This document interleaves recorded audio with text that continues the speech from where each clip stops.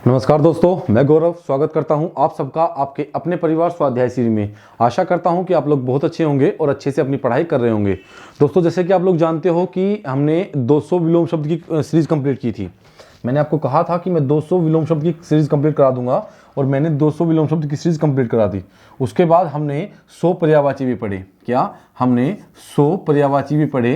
क्या पढ़े? 100 पर्यायवाची भी हमने अच्छे से क्लियर कर लिए हैं। ठीक है। और हमने अगर मैं बात करता हूं तो 200 हमने विलोम शब्द पढ़ लिए हैं। कितने?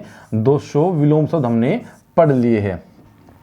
मैं कोशिश करूंगा कि आपको लगभग 100 या फिर 100 से प्लस, अब मैं नहीं कहता कि 100 कराऊंगा या 100 से प्लस कराऊंगा, क्योंकि वो आप लोगों के ऊपर डिपेंड करता है। अगर आप लोग अच्छे से साथ दोगे तो मैं 100 प्लस करा दूंगा, अगर आप लोग नहीं दे रहे साथ तो कोई बात नहीं, मैं 100 तक रोक दूंगा। मैं रचनाएं कराऊंगा। क्या कराऊंगा? रचनाएं व मैं कवि को कराऊंगा। ठीक है ना? क्या कराऊंगा? रचनाएं व कवि कराऊंगा। कवि व उनकी रचनाओं को मैं कराऊंगा। ठीक है ना?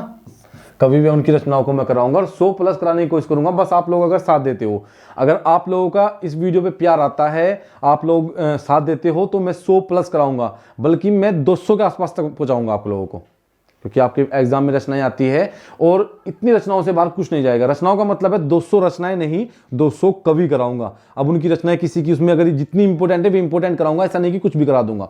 जो इंपॉर्टेंट है वही कराऊंगा। और सबसे बड़ी बात है आपकी, जैसे कवि की संख्या होगी, कवि की संख्या मैंने कहा है 200 के आसपास कराऊंगा। अगर आप लोगों का प्यार मिलता है, कितना? अगर आप लोगों का प्यार मिलता है तो 200 के आसपास मैं कराऊंगा और कवि की संख्या 200 तक होगी।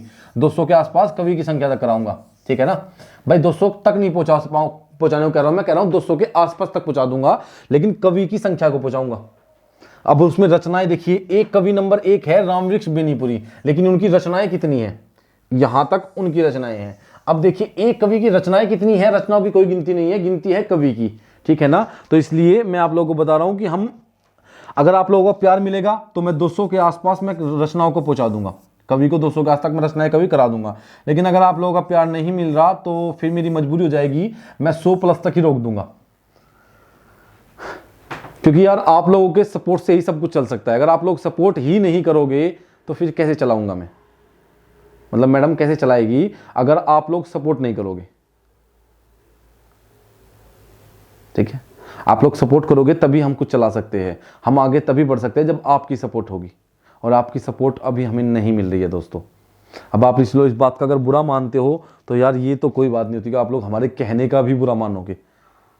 दोस्त, भाई, गुरु कुछ मानते होंगे तो बुरा मानने की तो कोई बात नहीं होती, लेकिन फिर भी मेरा काम है आप लोगों को पढ़ाना। मैं अच्छे से आपको कराता हूं। मैंने 200 रचनाएं 200 विलोम शब्द कराए हैं, 100 आपको पर्यायवाची करा दिए हैं मैंने, और आज से आपका जो टॉपिक शुरू हुआ है वो रचनाएं होती है। मैंने कहा था मंडे से मैं रचनाएं शुरू कर दूंगा। ये क्लास 8 PM पर होती है। किस टाइम? 8 PM पर, रोज शाम को 8 बजे ये क्लास होती है, डेली होती है। अभी हफ्ते में 1 या 2 दिन की इस क्लास का कुछ रेस्ट हो जाएगा, दिक्कत है थोड़ी सी, मुझे कहीं जाना है इस वजह से, लेकिन अभी ये क्लास चलती रहेगी। ठीक है, तो अभी शुरू करते हैं हम लोग आपकी रचनाओं का टॉपिक। ठीक है, तो ये आपके क्या है? ये कवि है और ये है इनकी रचनाएं। कोशिश करूंगा कि रचनाओं को मैं क्लास में ही याद कराने की कोशिश करूंगा। ठीक है ना? कुछ ट्रिक के द्वारा। और किसी को ट्रिक याद नहीं करनी, नहीं लिखनी ट्रिक, तो कोई दिक्कत नहीं है, रचनाएं लिखो, कवि लिखो और याद कर लो। देखिए, रामवृक्ष बेनीपुरी, पहले कवि कौन है हमारे? रामवृक्ष बेनीपुरी। ठीक है ना? पहले कौन है? रामवृक्ष बेनीपुरी। अगर इनकी रचनाओं की मैं बात करता हूं तो इनकी रचनाएं कौन कौन सी है? इनकी रचनाएं हैं माटी की मूर्तें। एक सेकंड, मैं इसे थोड़ा ऊपर कर लेता हूं अभी, थोड़ा सा मुझे। ठीक है ना? अब दिखाई दे रहा होगा ना अच्छे से? ठीक है, तो हम इसको यहां पे रखते हैं, बस यहां तक रखते हैं ताकि आपको अच्छे से दिख जाए।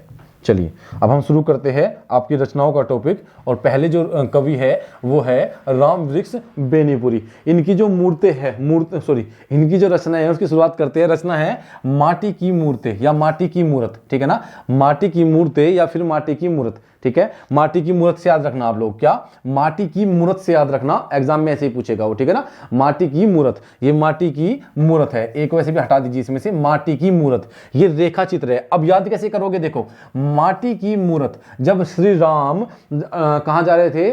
वनवास को जा रहे थे, तो अहिल्या मिली थी। अहिल्या कैसी बनी हुई थी? पत्थर की, माटी की मूर्त बनी हुई थी। जैसे ही उन्होंने उसको पैर टच किया वो वापस से स्त्री बन गई। तो वहां से याद कर सकते हैं कि राम जो भगवान थे, उन्होंने जैसे ही माटी की मूर्त को टच किया वो स्त्री बन गई।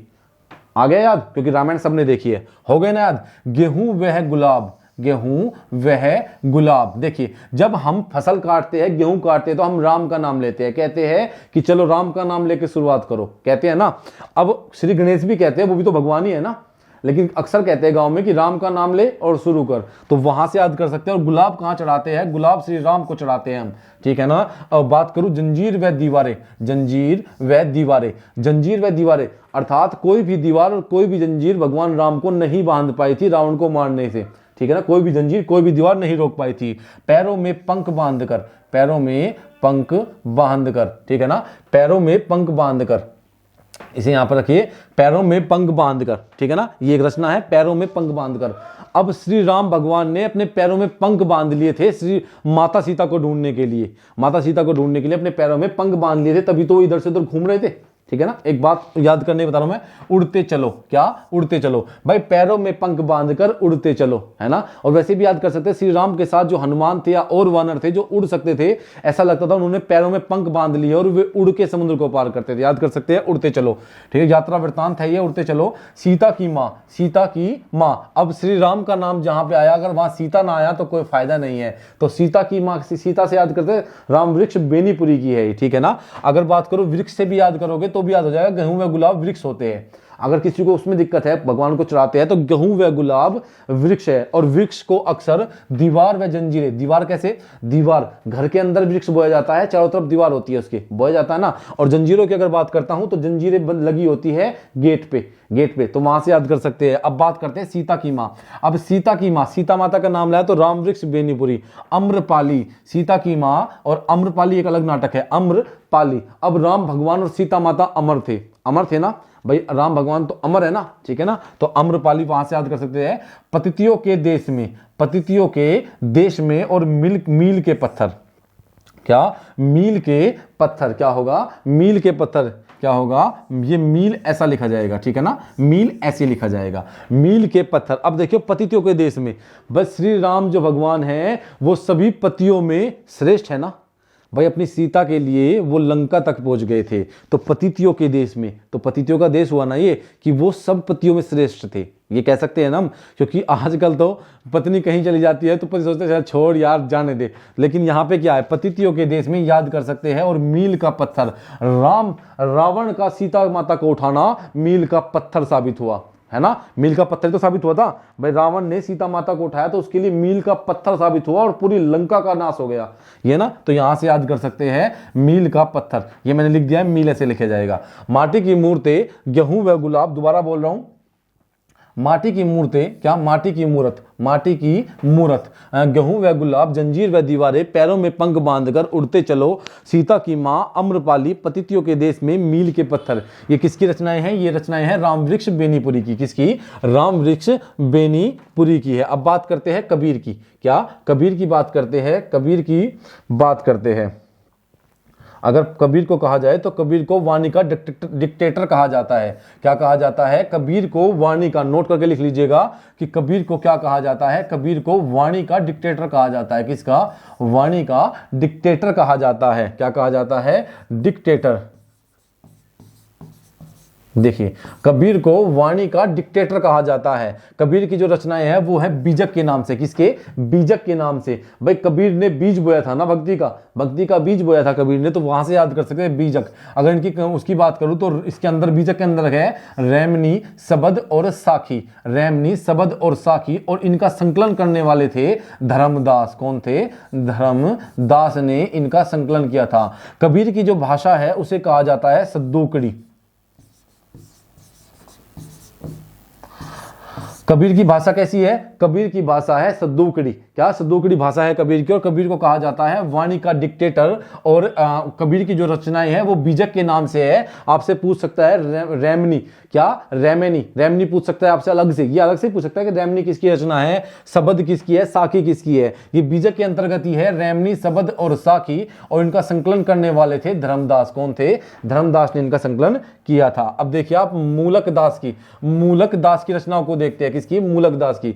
अब देखिए बता देता हूं मूलक दास की रचना कौन सी है। रत्न खान, ज्ञान बोध, दस रतन, रामावतार लीला और हंसावली तो शायद की हो गई, ठीक है, कितनी हो गई ये तो अलग हो गई, ठीक है। क्या करते हैं, रत्न खान, ज्ञान बोध, दस रतन, रामावतार लीला, ठीक है। अब किसी को अपनी ट्रिक लगानी है वो अपनी लगा लीजिएगा, लेकिन मैं जो बता रहा हूं याद रखिए उसे, अगर आपको आसान लगती है वो। देखिए मूलक दास, भाई ये क्या है, मूल है ना, मूल। अगर हम इसे मूलक दास ना पढ़ के इसे मूल दास पढ़े जब भी कोई दिक्कत नहीं है, याद करने का एक तरीका हो जाएगा मूल। क्या करेंगे हम इसे, हम पढ़ेंगे इसे मूल दास। क्या पढ़ेंगे हम इसे, पढ़ेंगे मूल दास। अब हम क्या करते हैं, भाई रत्न खान है, भाई अगर रत्न की खान होगी, मैं कहने लगूं आपको कि ये रत्न की खान है और इसमें पहले से किसी ने खुदाई की हुई है, पता नहीं इसमें रत्न है या नहीं, तो आप कहोगे छोड़ यार जब इसमें होगा ही नहीं।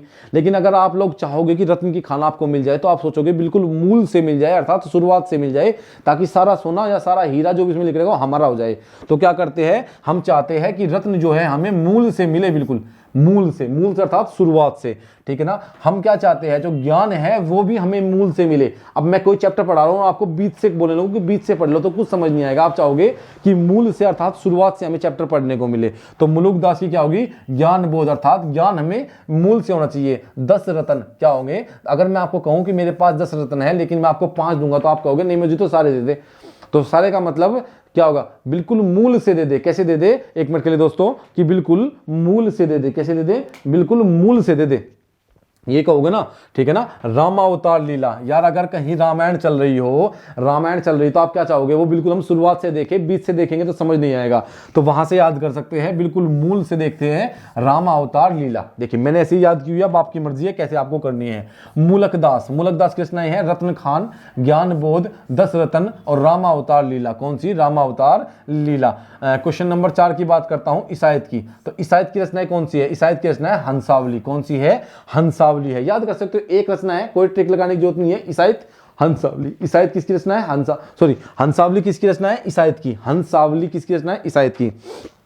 किसकी रचना है, ईसायत की रचना है। किसकी रचना है, ईसायत की रचना है। अब देखिए आप, ये आपके आते हैं 5वें नंबर के कवि, नाम बताइए इनका। नाम है इनका मुल्ला दाऊद। चंदायन और लोअर कहा।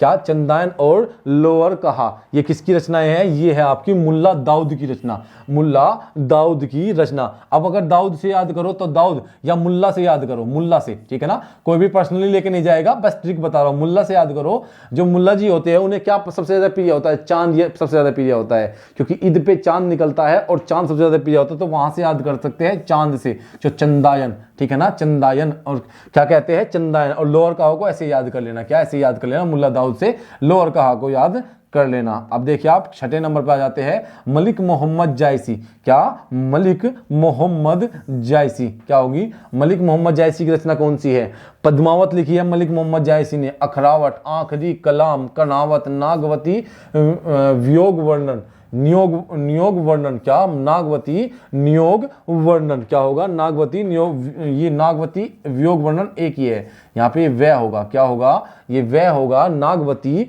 वियोग वर्णन होगा। क्या होगा, नागवती वियोग वर्णन होगा। अब देखिए मलिक मोहम्मद जायसी की बात करते हैं। मलिक मोहम्मद जायसी, अगर मलिक मोहम्मद जायसी की बात करो तो इन्होंने कौन सी लिखी, इन्होंने लिखी पद्मावत, अखरावट, आखरी कलाम, कर्णावत, नागवती वियोग वर्ण। अब देखिए याद कैसे करते हैं भाई, जो पद्मावत थी, पद्मावत जो थी वो सती हो गई थी ना आग में। पद्मावत ने आखिरी बात कही, पद्मावत ने अपनी आखिरी बात कही कहाना से। किससे, कहाना से। नागवती ने उसका वर्णन किया। और अखरावट कैसे याद कर लेना ठीक है ना। अब याद करने के लिए एक रचना तो आप ऐसे याद कर सकते हो। देखिए जो पद्मावत थी, पद्मावत ने अपनी बात, आखिरी बात कही, बिल्कुल आखिरी बात कही होगी, पद्मावत ने अपनी आखिरी बात कही कहाना जी से। कहाना जी से क्या कही, या कही, कही याद करते थे, कान्हा जी से। नागवती ने अब उनके वियोग का वर्णन किया। क्या किया, नागवती ने उनके वियोग का वर्णन किया। अखरावट को याद कर लेना, ठीक है ना, अखरावट को याद कर लेना। दोबारा बता रहा हूं, पद्मावत जो थी, रानी पद्मावत ने अपनी आखिरी बात कही कान्हा जी से, और नागवती ने उनके वियोग का वर्णन किया। क्या किया, नागवती ने उनके वियोग का वर्णन किया, ठीक है ना। अखरावट, याद कर लेना अखरावट, ठीक है ना, क्या हो जाएगा अखरावट। देखिए पद्मावत, अखरावट, आखिरी कलाम, कनावत, नागवती, वियोग वर्णन, क्या होगा नागवती वियोग वर्णन, एक ही है पूरी, ठीक है ना। तो हो गया ये रचना, याद हो गया आपके, नोट कर लिया होगा आपने। अब देखते हैं सूरदास, क्या देखते हैं, सूरदास को देख लेते हैं। सूरदास, सूरसागर, सूरसागर, सुरावली, साहित्य लहरी और भरमर गीत। अब देखिए जो सुर में खो जाता है, क्या कहते हैं ना कि सुर का तो सागर होता है बहुत बड़ा, तो यहां से याद कर सकते हैं इनके नाम में भी सुर आता है और यहां पे भी सुर सागर आया है, यहां पे भी सुरावली आया है। अब जो सुर होगा, सुर भाई जो सुर में खो जाता है अर्थात वो साहित्य होता है। भाई हम किसी बात को, किसी गाने को गाते हैं तो सुर होते हैं ना हमारे, सुर, तो सुर जो होते हैं वो एक साहित्य का तो हिस्सा होते हैं। तो साहित्य में लहरें लेता है आदमी, अर्थात जब हम मजे में होते हैं तभी तो हम गाना गाते हैं। अब अगर हम आनंदित हैं, हमने एक अच्छा सा गाना गाया, हमें कहा कि आपके सुर तो बहुत अच्छे हैं, तो हमने जो सुर की बात की वो किसी साहित्य का हिस्सा है, अर्थात हम वहां पे लहरें ले रहे हैं। लहरें का मतलब हवा की लहरें आती है ना, कहते हैं ना कि खेत लहरा रहा है अर्थात मजे में है, तो हम साहित्य में लहरें ले रहे हैं अपने सुरों के साथ, ठीक है ना। और भरमर गीत, क्या गीत गा रहे हैं, क्या भरमर गीत गा रहे हैं, क्या कर रहे हैं भरमर गीत गा रहे हैं, ठीक है ना। देखिए सूरदास की रचनाएं हैं सूरसागर, सुरावली, साहित्य लहरी और भरमर गीत। सूरसागर, सुरावली, साहित्य लहरी और भरमर गीत। अब 8वें की बात कर लेते हैं, ध्रुवदास की। ध्रुवदास, अब देखिए अगर मैं ध्रुव की बात करता हूं, ध्रुव कौन था, आपने सुना होगा ध्रुव तारा, सुना होगा ना ध्रुव तारा। कहते हैं कि ध्रुव तारा भगवान का बहुत बड़ा भगत था।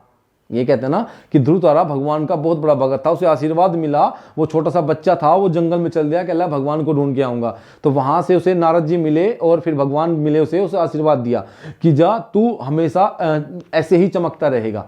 तो ध्रुव तारा को ध्रुव तारा का स्थान मिल गया। ये एक कहानी है, मुझे नहीं पता कितनी सच्चाई क्या है, कहानी है, ठीक है ना। बस याद रख सकते हो कि ध्रुव जो होते हैं, ध्रुव जो है वो भगवान का बहुत बड़ा भगत था। अब देखिए भक्त नामावली, भाई अगर वो इतना बड़ा भगत था तो उसके नाम से भक्त नामावली तो लिखी जाएगी, भक्त का नाम ध्रुवदास, भक्त का नाम ध्रुवदास, ठीक है ना। और प्रेम लता और प्रेमावली, क्या होगा प्रेमावली। अब देखिए जो ध्रुव होगा भगवान से कितना प्रेम करता होगा, ठीक है ना। और प्रेमावली, क्या उसने प्रेमावली लिख दी अपने भगवान के प्रेम में, क्या ध्रुवदास ने भगवान के प्रेम में प्रेम में प्रेमावली लिख दी, ठीक है ना। और भक्त का नाम क्या है, नाबाद, भक्त का नाम क्या है ध्रुवदास, क्या होगा ध्रुवदास, ठीक है ना। याद रखिएगा आप लोग, भाई भक्त है, मैंने कहा कि प्रेम, जो भगवान के प्रेम में प्रेमावली लिखने वाला भक्त का नाम क्या है, तो आप कहोगे उसका नाम है ध्रुवदास।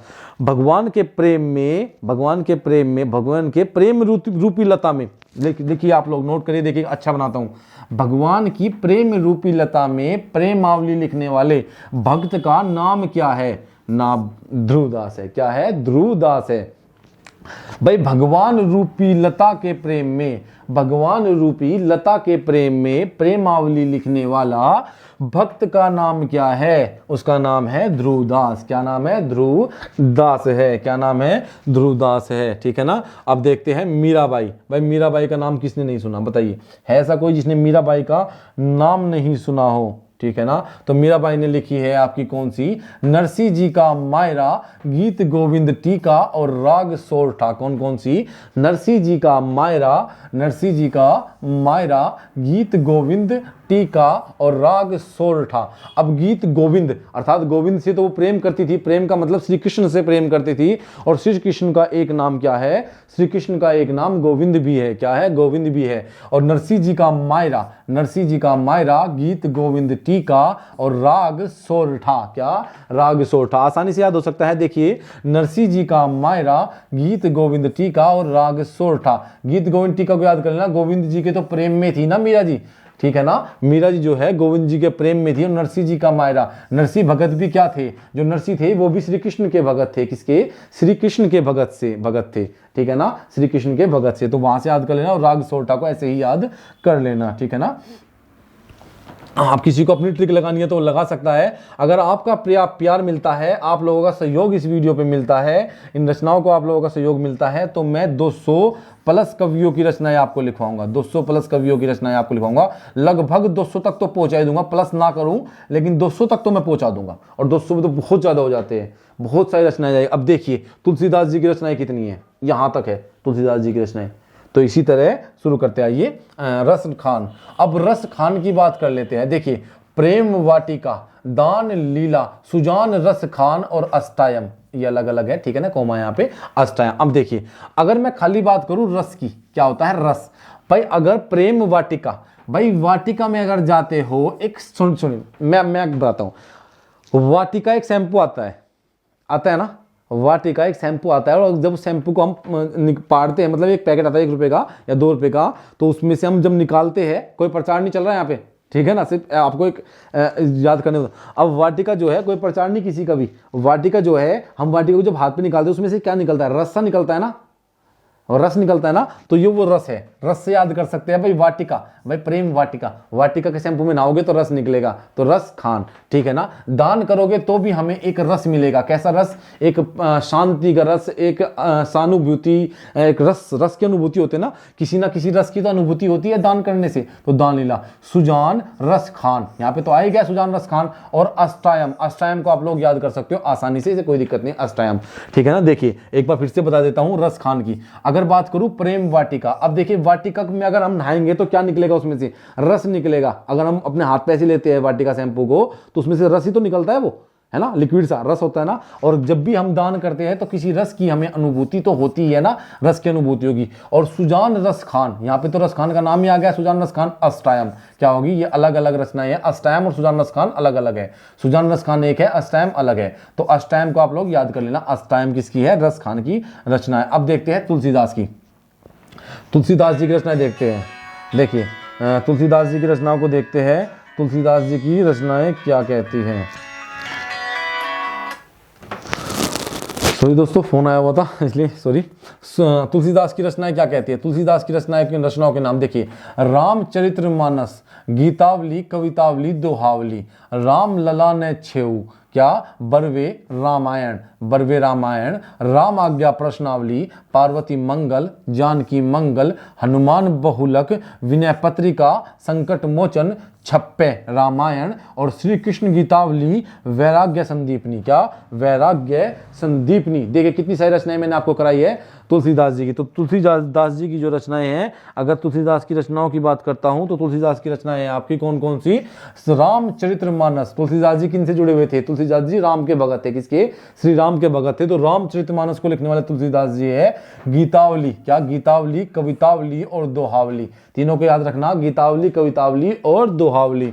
राम लला ने छेऊ, रामचरितमानस जो है वो अवधी भाषा में लिखी है, किसमें, अवधी भाषा में लिखी है, किसमें, अवधी भाषा में लिखी गई है रामचरितमानस, ठीक है ना। तो अब देखिए राम लला ने छेऊ, बरवे रामायण, क्या बरवे रामायण, रामायण तो इनकी इसमें समझ में आती है, राम आज्ञा प्रश्नावली, पार्वती मंगल, जानकी मंगल, हनुमान बहुलक, विनय पत्रिका, विनय की इसकी जो भाषा है वो है आपकी ब्रज भाषा में लिखी गई है, विनय पत्रिका, किसमें, ब्रज भाषा में लिखी गई है विनय पत्रिका। संकट मोचन, क्या संकट मोचन, छप्पाए रामायण और श्री कृष्ण गीतावली, वैराग्य संदीपनी, क्या वैराग्य संदीपनी, ठीक है ना। अब इतनी सारी है, आप लोग अपने हिसाब से टिक लगा लेना। राम, ज्यादातर इनकी जो रचनाएं हैं उनमें रामायण शब्द का प्रयोग किया गया है, या हनुमान का, या राम जी से जुड़ी हुई किसी ना किसी चीज का प्रयोग किया गया है। जैसे मैं अगर बात करूं रामचरितमानस, ठीक है ना, तो राम जी का, गीतावली, गीतावली श्री कृष्ण से जुड़ी है, लेकिन वो भी राम के ही तो एक रूप थे। कवितावली, क्या कवितावली और दोहावली, तीनों को वावली से वाली से याद कर सकते हैं, गीतावली, कवितावली, दोहावली। राम लला ने छेऊ, और यहाँ पे भी राम आ गया। बरवे रामायण, यहाँ पे भी राम या रामायण आ गया। राम आज्ञा प्रश्नावली, यहाँ पे भी राम आ गया। पार्वती मंगल, अब पार्वती माता किसकी पत्नी है, भोले जी की पत्नी है, ठीक है ना, भाई भोले जी की पत्नी है। और भोले जी के किसका रूप लिया था, हनुमान का, हनुमान किसके भगत है, श्री राम के। जानकी मंगल, अब जानकी किनको बोलते हैं, श्री वो सीता माता को बोलते हैं। हनुमान बहुलक, हनुमान जी राम जी से जुड़े हुए हैं। विनय पत्रिका को याद कर लेना, संकट मोचन कौन है, हनुमान जी राम जी से जुड़े हैं। छप्पे रामायण, ठीक है, छप्पे रामायण, रामायण किससे, राम जी से। श्री कृष्ण गीतावली, श्री कृष्ण गीतावली श्री राम के ये भी एक रूप ही थे। और वैराग्य संदीपनी, क्या वैराग्य संदीपनी किसकी हो गई, ये सारी की सारी तुलसीदास की रचनाएं हो जाती है।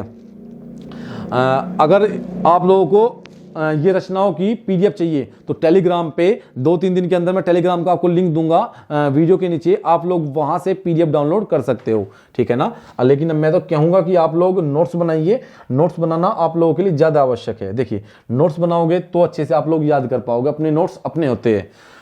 नाभादास, नाभादास, भक्त माल और राम भक्ति, क्या होगा, राम भक्ति, दो है इनकी, भक्त माल और राम भक्ति दोनों इंपॉर्टेंट है। नाभादास, देखिए अगर कोई दास है अर्थात सेवक है तो उसे क्या चाहिए, उसे माल चाहिए, क्या चाहिए, माल।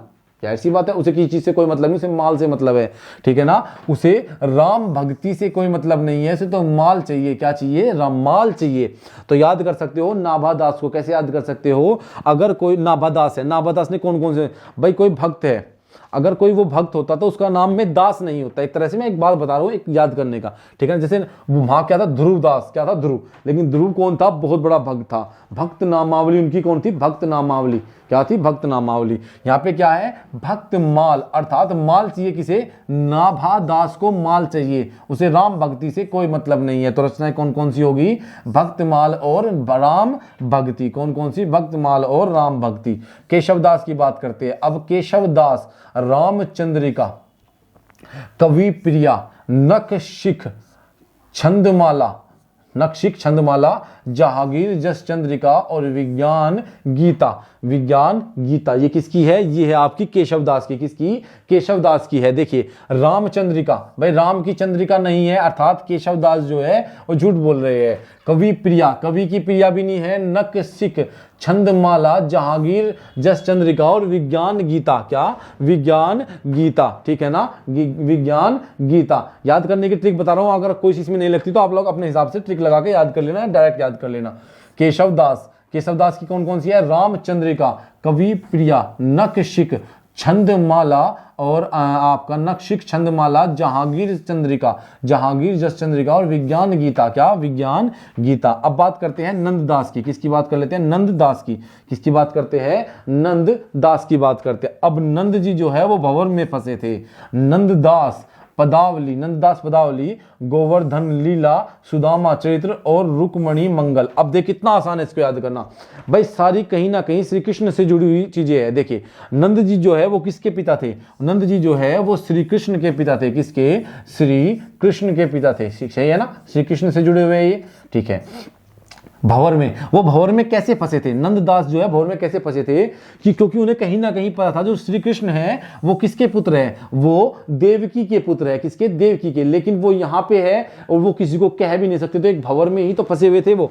नंददास पदावली, अब यहाँ पे तो नंददास आ गया, कोई दिक्कत नहीं है। गोवर्धन लीला, अब गोवर्धन लीला किनके पुत्र ने की थी, नंद जी के पुत्र ने की थी। सुदामा चरित्र, सुदामा किससे जुड़े हुए, किसके पुत्र से जुड़े हुए हैं, नंद जी के पुत्र से। और रुक्मणी मंगल, अब रुक्मणी किसकी पत्नी थी, किसके पुत्र की पत्नी थी, नंद जी के पुत्र की पत्नी कौन थी, रुक्मणी थी, कौन थी, रुक्मणी थी, कौन थी, रुक्मणी थी। देखिए दोबारा देख लीजिए, नंददास की बात कर रहा हूं, नंददास, भंवर गीत, भंवर में फंसे कौन थे, नंद जी, नंददास पदावली, नंद जी का नाम आ गया। गोवर्धन लीला किसके पुत्र ने की थी, नंददास के पुत्र ने की थी, नंद जी के पुत्र ने की। सुदामा चरित्र, सुदामा जी किसके पुत्र से जुड़े हुए थे, नंद जी के पुत्र से। और रुक्मणी मंगल, अगर रुक्मणी की बात करता हूं, रुक्मणी किसकी पत्नी थी, नंद जी के पुत्र की पत्नी थी, किसके, नंद जी के पुत्र की पत्नी थी, ठीक है ना। अब बात कर लेते हैं चिंतामणि की, एक बार चिंतामणि को भी देख लेते हैं, चिंतामणि, चिंतामणि को भी देख लेते हैं। देखिए चिंतामणि, चिंतामणि को देखते हैं। चिंतामणि है कवि कुल कल्पतरु, राम विलास श्रृंगार और मंजरी, क्या हो गया, कवि कुल कल्पतरु, राम विलास श्रृंगार और मंजरी। तो दोस्तों आज के लिए हम इतना ही रखेंगे। अगर आपको किसी भी तरह की कोई भी दिक्कत है तो आप लोग बताइए। बस आपसे एक ही अनुरोध है कि अगर आपको पढ़ाया किसी भी तरह की कोई भी दिक्कत हो रही है पढ़ाई में तो आप लोग हमें बताइए कि सर इस तरह की दिक्कत हो रही है। बार बार मुझे टाइम देखने के लिए जाना होता है क्योंकि 30 मिनट ही मिलती है। अगर आपको किसी भी तरह की कोई दिक्कत है तो आप लोग कमेंट करके बताइए कि सर इसलिए हम नहीं पढ़ रहे, इसलिए हमारी समझ में नहीं आ रहा है। अगर आप लोग हमसे पढ़ना पसंद करते हैं तो लाइक करना आपकी जिम्मेदारी है। वीडियो को लाइक करोगे तो एक मोटिवेशन मिलता है। अगर आप लोग ज़्यादा से ज़्यादा लोगों तक शेयर करते हो, लोग जुड़ते हैं, तो हमें देख के अच्छा लगता है, हमारा मन करता है आपके लिए और ज़्यादा कर सके।